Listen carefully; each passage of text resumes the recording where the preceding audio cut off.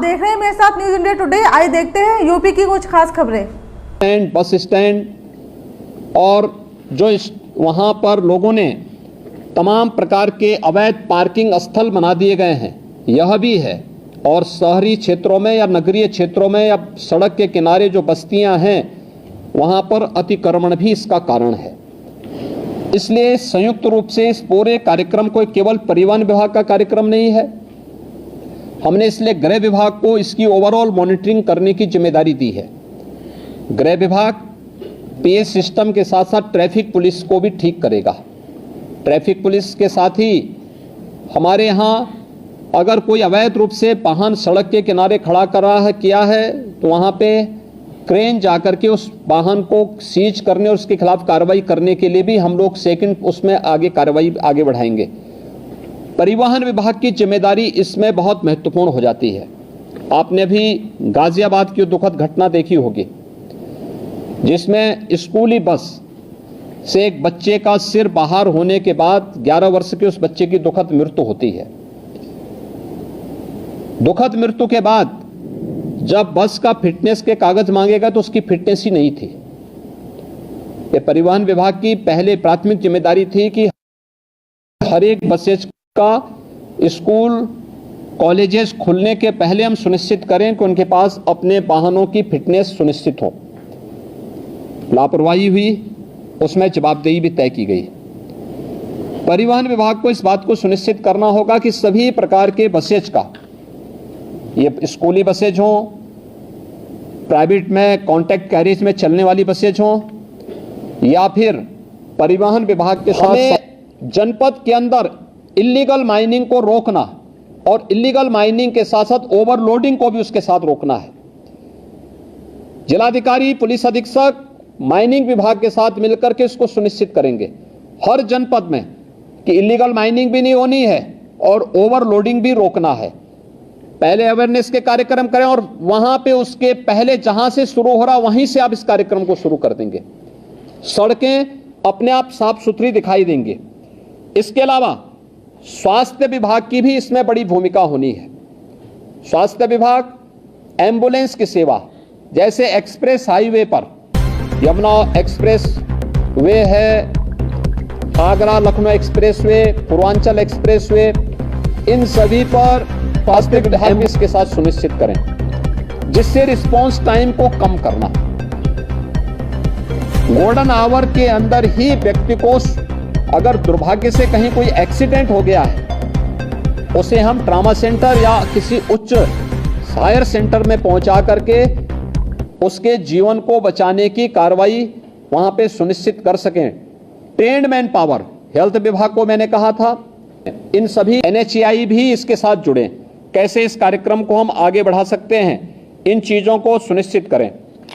अवैध पार्किंग के बारे में हमें इस पर अवश्य विचार करना होगा। अब हम लोग आते हैं खासतौर पर 734 जो नगर निकाय हैं। देखिए, नगर निकायों पर शासन पैसा देता है। नगर निकायों को कैसे आप आत्मनिर्भर बना सकते हैं, इसके बारे में नगर विकास विभाग ने कुछ कार्रवाई प्रारंभ की है। सभी ईओ और प्रत्येक नगर पंचायत, नगर पालिका और नगर निगम के साथ जिला प्रशासन कोई नोडल अधिकारी दे करके सुनिश्चित करें कि शासन के द्वारा जो आदेश दिए गए हैं उसका पालन सुनिश्चित करवाना, उसकी इनकम को बढ़ाने की कार्रवाई करना, उन्हें आत्मनिर्भरता की ओर ले जाना। हर एक नगर निकाय आत्मनिर्भर हो सकता है, प्रयास हो। वर्षों से जमे हुए बाबुओं को थोड़ा इधर उधर भी हटाइए, जंग लग चुकी है उन पे और जंग अपने आप हटेगी। इसलिए उसको आप ठीक कर देंगे तो उसको स्थानीय स्तर पर इस कार्रवाई को करना। अवैध स्टैंड जितने भी होंगे इसको हटाने की कार्रवाई एक अगले 24 घंटे के अंदर अवैध स्टैंड तो हम हर हाल में हटा दें।